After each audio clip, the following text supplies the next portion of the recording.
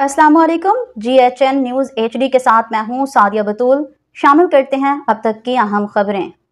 झावरिया Sargodha university of Sargodha में जहनी सेहत के आलमी दिन की मुनासबत से शोबा साइकोलॉजी के ज़ेर एहतमाम आगाही वाक़ का इनेकाद किया गया। वाक़ की क़यादत pro vice chancellor university of Sargodha professor doctor Mian Ghulam Yasin ने की, जबकि फैकल्टी मेंबरान और तलबा और तालिबात की कसीर तादाद वाक़ में शरीक हुई।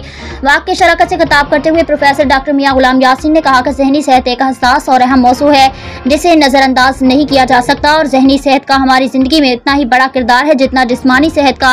उन्होंने इस बात पर जोर दिया कि हमें माशरती सतह पर और बिलखुसूस तालीमी इदारों में जहनी सेहत के हवाले से आगाही को फरोग देना होगा ताकि तलबा और माशरे के दीगर अफराद अपनी जहनी सेहत का ख्याल रख सकें। यूनिवर्सिटी ऑफ सरगोदा में ने हमेशा इस बात को अहमियत दी कि न सिर्फ बेहतरीन तालीमी माहौल फराहम किया जाए बल्कि एक सेहतमंद और मुस्बत जहनी फिजा भी बनाई जाए ताकि हमारे तलबा और असातिज़ा दोनों जहनी तौर पर मजबूत और मुस्तहकम हो।